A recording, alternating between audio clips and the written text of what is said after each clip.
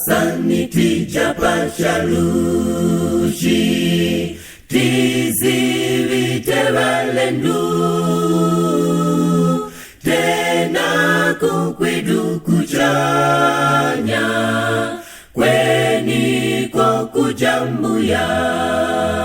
tinga temwelanga ndichaluichi pakuti vyosi vya waka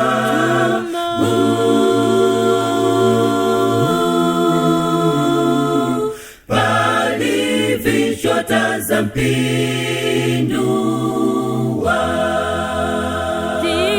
tinga temwelanga ndichaluichi pakuti vyosi vya waka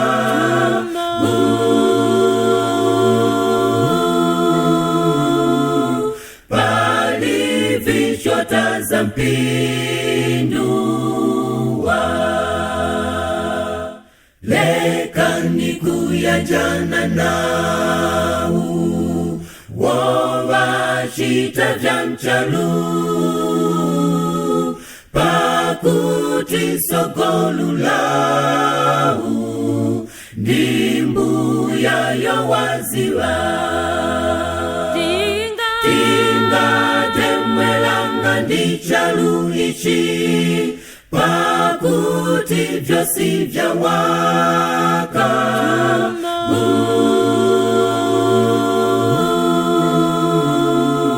pali vishota za mpinduwa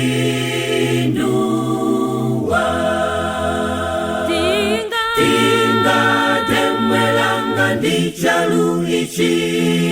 pakuti vyosi vya waka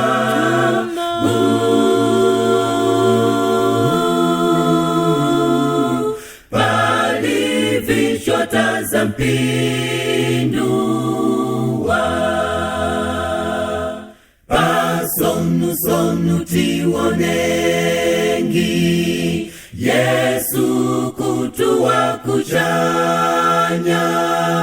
kuzito ewombalunji kutiva kapumuwi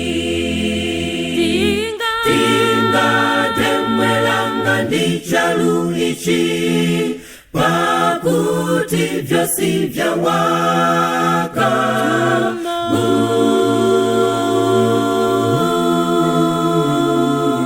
pali vishota za mpinduwa tinga temwelanga ndichaluichi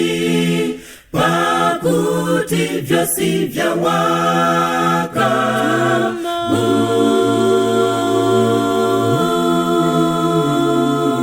pali vishota za mpinduwa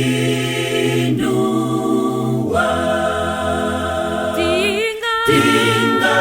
temwelanga ndichaluichi